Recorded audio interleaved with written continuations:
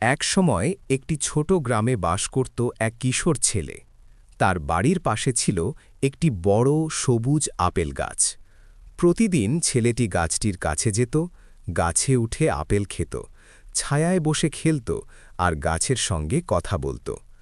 Apple গাছটি ছেলেটিকে খুব ভালোবাসত এবং বলত, তুমি এলে আমি খুব খুশি হই। সময় গড়িয়ে ছেলেটি বড় হতে লাগল। একদিন সে আর খেলতে এলো না। অনেক দিন পরে সে ফিরে এলে গাছটি আনন্দে বলল, এসো, আমার ছায়ায় খেলো। ছেলেটি বলল, আমি আর শিশু নই, আমার টাকা দরকার। গাছটি বলল, আমার আপেলগুলো নিয়ে যাও, বিক্রি করো, টাকা পাবে। ছেলেটি সব আপেল নিয়ে চলে গেল। গাছটি খুশি ছিল, কারণ সে ছেলেটিকে সাহায্য করতে পেরেছে। আবার অনেক বছর পর ছেলেটি ফিরে এলো।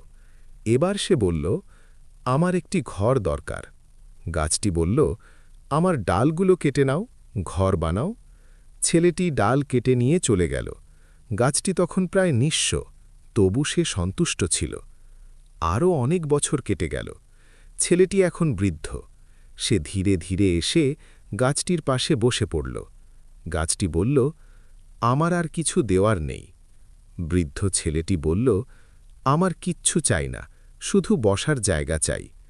গাছটি তার কাটা গুড়িটি দেখিয়ে দিল। ছেলেটি সেখানে বসে বিশ্রাম নিল। গাছটি তখনও খুশি ছিল। শিক্ষা: ভালোবাসা কখনো হিসাব করে দেয় না। নিঃস্ব হলেও নিঃস্বার্থ ভালোবাসা মানুষের জীবনে সবচেয়ে বড় উপহার।